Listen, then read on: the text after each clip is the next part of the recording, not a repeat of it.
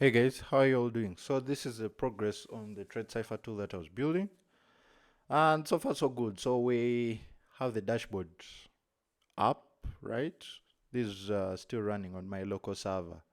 So yeah, on the actual Tradecipher itself, on the actual link, we still have the form. So go fill it out. Please go fill it out because that's going to give you more insight.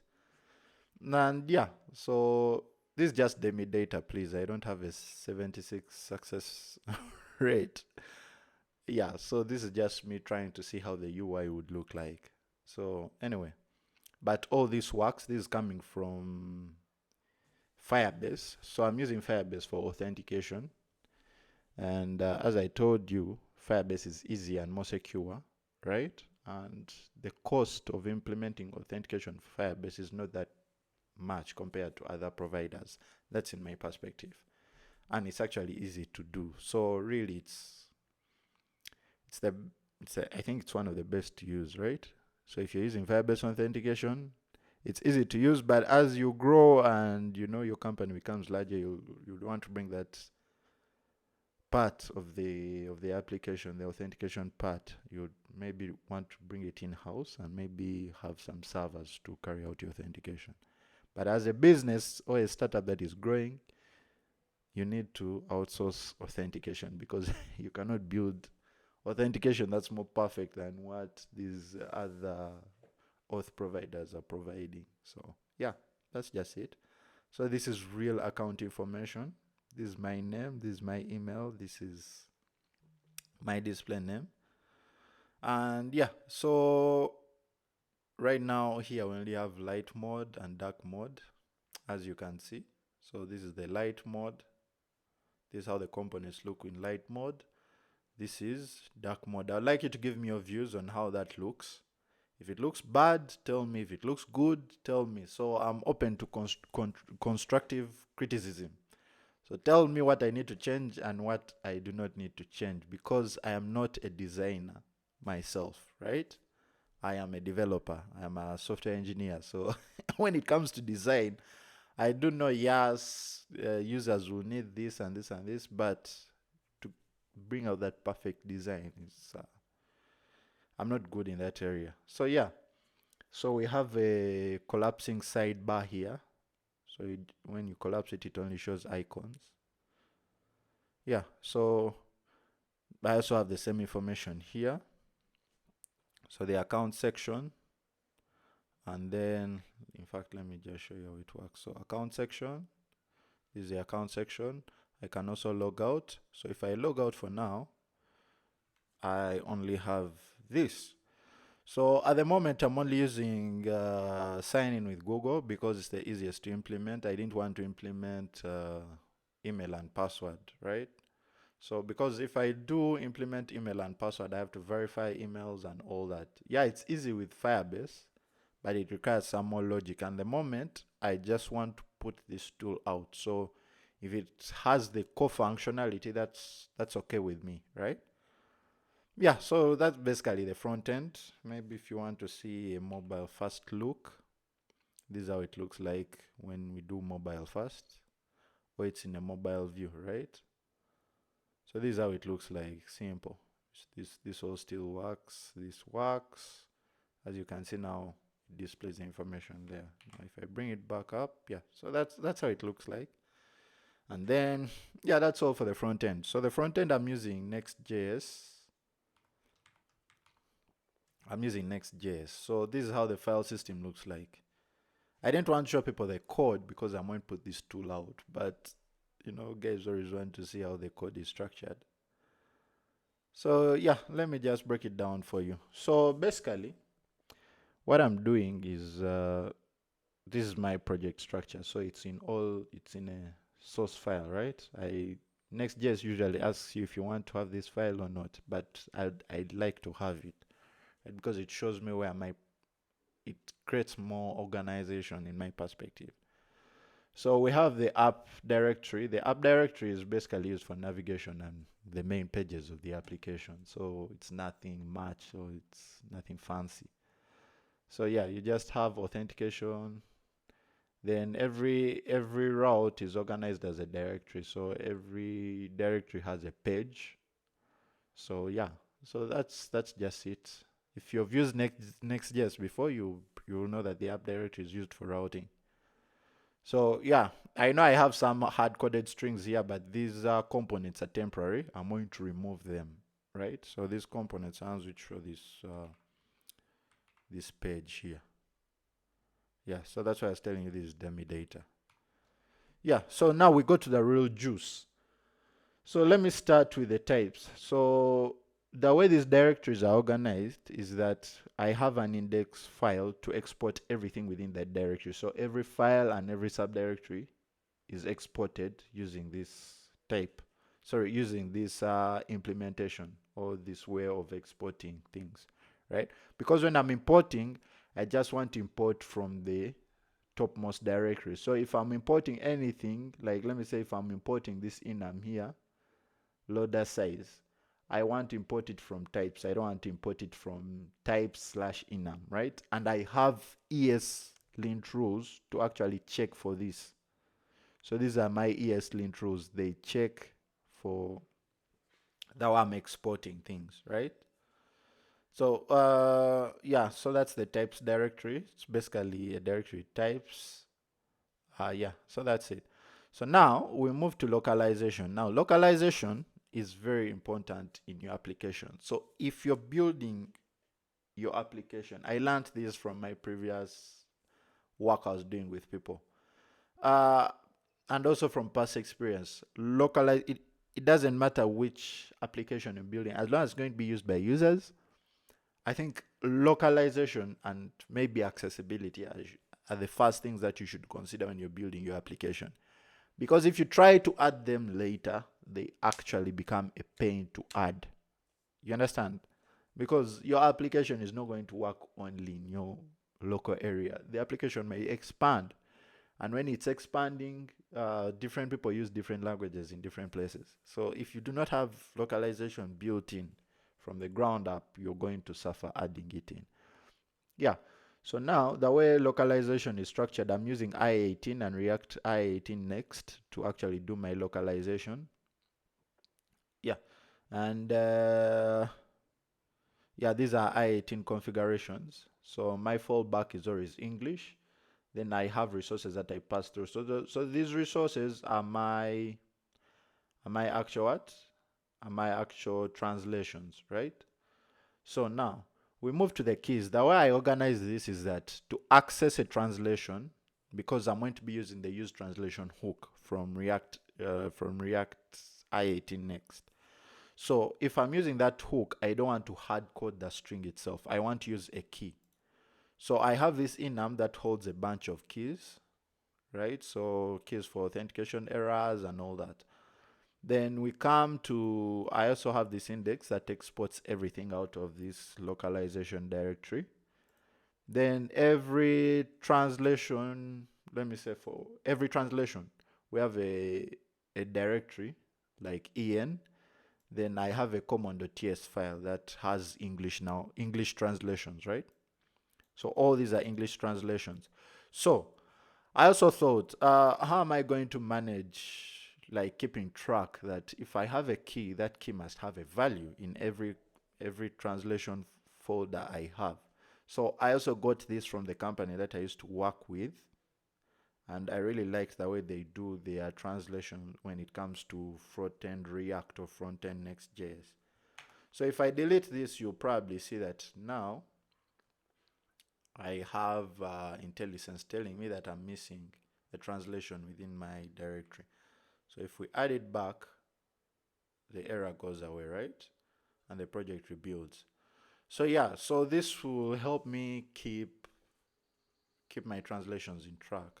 So the way I do this is that I have a dictionary with key value pairs. So the translation key is the key, and then the string is the value. So I have this type, and since I'm using TypeScript will actually check that for every key I have a string using this enum directory. So the enum directory extends a string.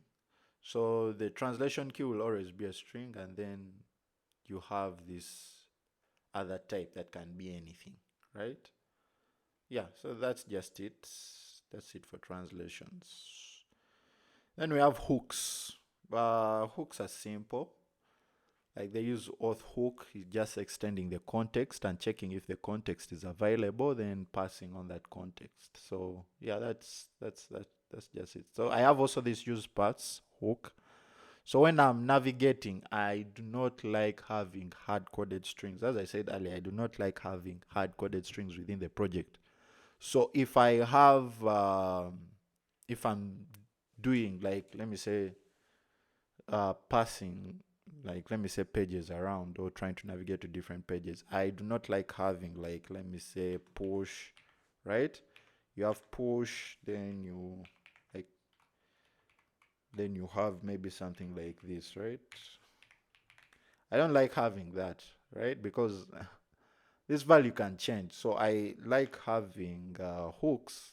For now, for example, navigation, I have this hook that just returns methods, right? It just returns methods. So if it's a landing page, it will return a string. So let me say I want to carry out some calculation. So if I'm getting the string, I can have, like, let me say an ID, right? So I can say ID is a string, right? Then maybe I can perform more logic on that string, right, on that ID, and then pass, let me say, the value here, right? So I can perform more calculations if I want, or more logic, then I can return this. That's why they are all arrow functions and not just strings. Yeah. So that's the way I like to do it. That's my preference. Anyway, so let's move forward. I hope I haven't changed anything. Yeah, so that's it. Yeah, then require auth. This one just it's used to know, to check if the user is authenticated, and then if not, then they are redirected back to the auth page. Then use toast. This one uses the use toast context, right? So we have toast pop-ups that pop up in the corner here to show errors, to show information, to show success if success messages have been brought back from the server. Yeah, so those are my hooks. Then data, we have nothing at the moment, but context we do have. So I have an auth context that checks, that is in sync with Firebase authentication, to check if the user is actually signed in or signed out. Then we have other methods that get the token, the ID token, which we are going to pass to the server, because that server needs that token to actually check if the current user that is asking for information is actually authenticated already with Firebase, right? So that's how we are implementing authentication on the backend as well. Yeah. So that's just it. I'm not going to go so much into detail. We go to what? Yeah. So this is the dashboard layout context. This is used by the dashboard for various things. If the application is in a mobile view, then it's going to perform some logic to actually hide the sidebar, bring the sidebar, or to open and hide the sidebar. So this is it. Then if it's on large screens, collapse that sidebar. So we are saving all these states using context. What I discovered is that if you want context to be preserved in the you want state to be preserved in the overall project, not just passing state around, but saving that state, it's better to use context, because now if the whole project like reloads, the context will be what will be saved. So yeah, so I'm using the dashboard layout context to actually ensure that this dashboard operates properly. So previously, you would have the sidebar closed like that, and then the user navigates, then it automatically opens, which was not ideal for the user experience. Yeah, so that's it for the context. Then configuration, these are just environmental variables and Firebase configurations. Yeah, so it's just as simple as that. Then components, the way I organize my components, I organize the components based on the page. So we have authentication components For example, you have the auth UI that we return since we are using Firebase UI for the authentication bit. So I've not implemented any custom authentication UI. I'm actually using what Firebase UI provides. Yeah. What else? What else? What else? What else? Then I also have this wrapper that checks for protected routes. So if you have a series of protected routes, then it's going to check them and ensure that the user is validated and verified before they actually check those protected routes. So we move back to the app section itself. Move to the layout here. We have our dialog. Because we have context for dialog, we also have our toast. Yeah.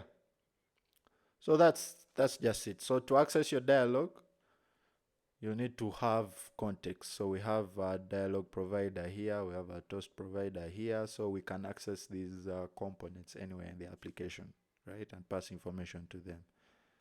Yeah, then the rest of the configuration here, this is for dark mode, light mode, and that is it.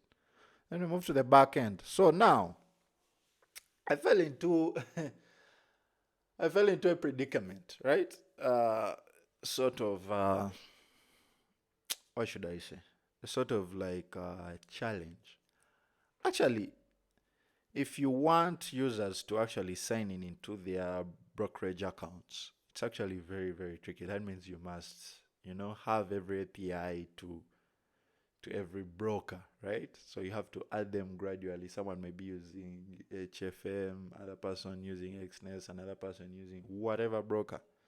It's actually challenging to do that. But MT5 and MT4 have actually already vetted all these brokers and have them on their platform.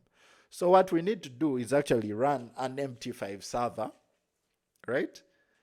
Allow the user to enter their login information from the front end, pass its information to the back end, and then this back end can actually authenticate the user using that MT5 server. So what I have right now, please, if you have a better way, you can leave it in the comments. But the way I've designed this is that I have a cluster of MT5 servers running, right? So they run with the most minimal resources possible. So if a user is to log in, the user is going to fire a backend endpoint, then the the backend will figure out, okay, this user wants to log in and then get analytics from their provider, from their brokerage provider. So now, once we do that, we create a container, then we log in the user. When we log in the user, we get the account information, like for analytics. So right now we're only performing GET requests. We're not performing any post, any what. No, we're performing only GET requests from MT5. So we run an MT5 cluster full of MT5 containers. So we're using Kubernetes and Docker to do that. So I have some, so this is the MT5 exe file itself. So we are using Wine to run this. We are using Wine to run this, the MT5 software itself on our headless Linux container, right? So now we have these shell scripts to check for health and all that. So these ones are not so important. But we have this shell script that sets up the actual Wine environment. So it goes step by step to initialize the Wine environment. Then we have Kubernetes itself.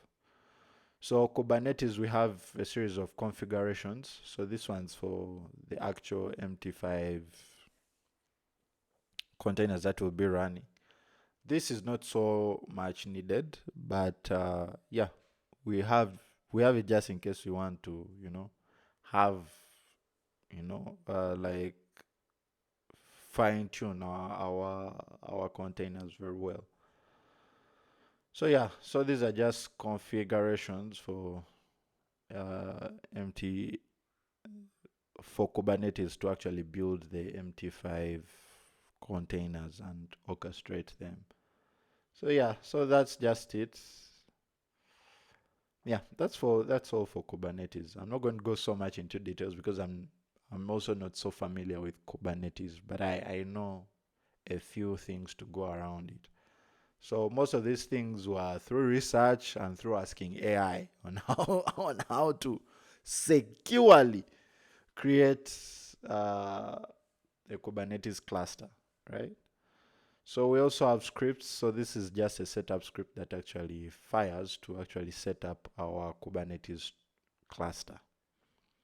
Yeah, so that is it. We also have a make file here to help me run a series of commands. So if you know how make works, if you're backend dev, you probably know how make works. So you probably you create commands in this make file. So clean pods, la la la la la, then to fire specific commands to actually clean, to actually do the cleaning of those pods. So if I say make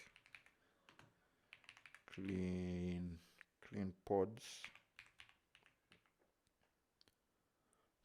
then it will actually do the cleaning of those pods by actually firing off the actual command that cleans those pods. So this command actually does the cleaning by deleting the pod itself, right? So wine test, MT5 test, and all that.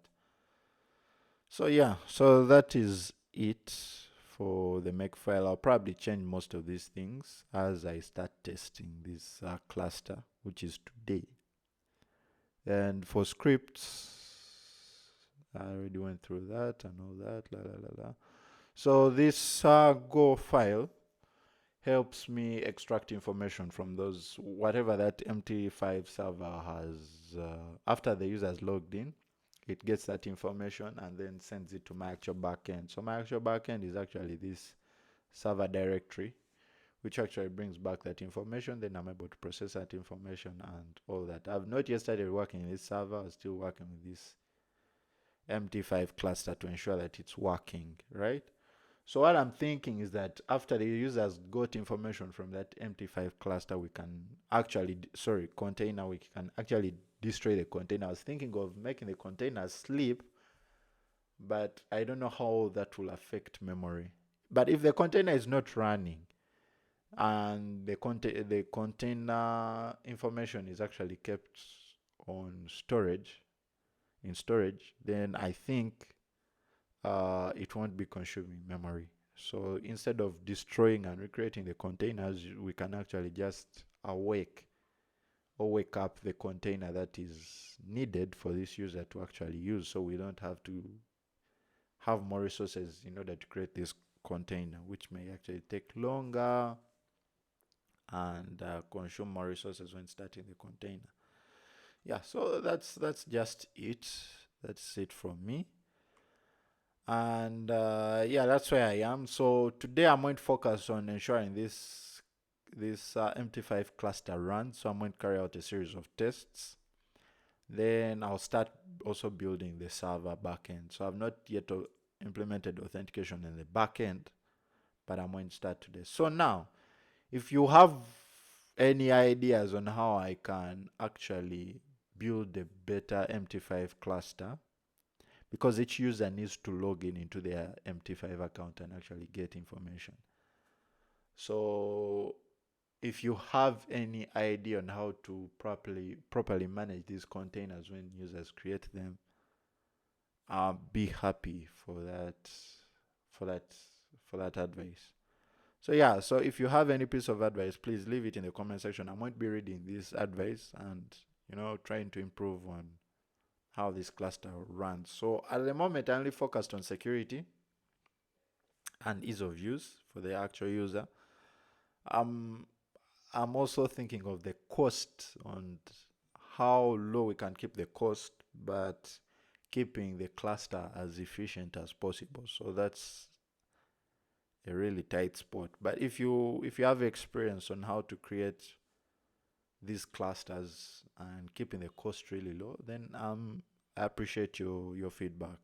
So yeah, that's it from me. I know I've ranted a lot on this in this video. Yeah, but that's all from me. So Have a good day. I'll be providing an update tomorrow as well to show you my current progress.